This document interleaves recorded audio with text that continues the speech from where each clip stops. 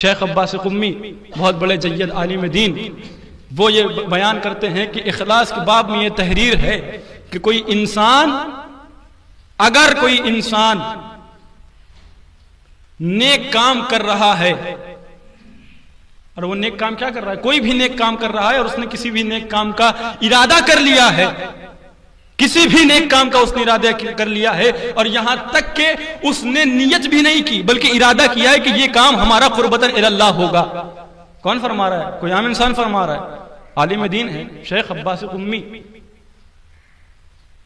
کوئی انسان اگر یہ ارادہ کر لے کہ میرا کام قربتاً الی اللہ، اللہ کے لیے ہوگا، بھلے ہی اس کی نیت نہ ہو، تو پروردگار عالم صرف اس کے اندر ہی نہیں بلکہ اس کے لواحقین اور پسماندگان کے اندر ایسی خوشبو پیدا کر دے گا جو تا قیامت اس کے اندر باقی رہنے والی ہے۔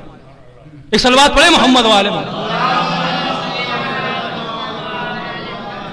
جو تا قیامت اس کے اندر باقی رہنے والی ہے۔ بات کو اور واضح کرتا چلو، حضرت آدم جب اس دنیا کے اندر تشریف لائے تو کچھ جانوروں کا ٹولہ آدم کی خدمت میں آتا تھا اور جناب حضرت آدم کو سلام عرض کرتا تھا، اور حضرت آدم اس سلام کے بدلے ان کے اوپر دست شفقت پھیرتے تھے، جس کی وجہ سے پروردگار عالم انہیں کچھ تحفے دیا کرتا تھا۔ اسی طریقے سے ایک ہرنوں کا ٹولہ حضرت آدم کی خدمت میں آیا، اور آنے کے بعد اس نے سلام عرض کیا اور حضرت آدم نے ایک نافع مشک عطا کیا، اس کے بدلے میں پروردگار عالم نے تحفے میں ایک نافع مشک عطا کیا۔ حضرت آدم دست شفقت پھیرا، یہ ٹولہ چلا اور اپنے جھنڈ میں آ کر کے جب ملا تو دوسرے ٹولے نے کہا کہ آخر ایسی کون سی خوشبو تمہارے اندر، میں ایسی خوشبو محسوس کر رہا ہوں کہ آج تک میں نے اس خوشبو کو کبھی محسوس ہی نہیں کیا۔ تو اس ٹولے نے کیا جواب دیا کہ اللہ کے ایک نبی ہیں، اس دنیا میں تشریف لائے ہیں اور ہم سب ان سے ملاقات کر کے آ رہے ہیں، جس کے بدلے میں پروردگار عالم نے یہ تحفہ عطا کیا۔ یہ ٹولہ بھی چلا، میں نے اس سے پہلے نیت کا ذکر کیا تھا، اسی سے بات متصل کرتے ہیں۔ یہ چلا اور حضرت آدم کی خدمت میں آیا، اور آنے کے بعد کیا کیا؟ سلام عرض کیا، دست شفقت پھیرا حضرت آدم نے، لیکن ان کو کوئی بھی نافع مشک عطا نہیں ہوا۔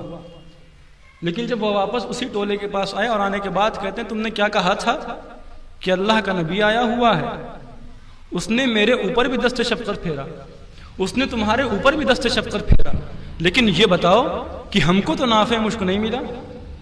تو اس ہرن کے ٹولے نے یہ کہا کہ فرق صرف اور صرف نیت کا ہے۔ کیا مطلب؟ کا مطلب یہ ہے کہ جب ہم وہاں گئے تھے تو صرف اور صرف اللہ کے نبی کی زیارت کو گئے تھے، اس وجہ سے پروردگار عالم نے تحفے میں نافع مشک عطا کیا جو کہ تا قیامت باقی رہنے والی ہے۔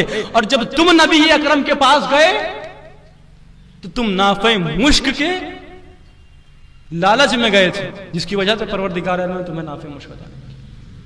انسان کی نیت میں اخلاص ہو، انسان کا نیت خلوص ہو، انسان کوئی بھی کام کا ارادہ کرے اور جس میں پروردگار عالم یہ شامل ہو کہ ہم یہ کام اللہ کے لیے کر رہے ہیں،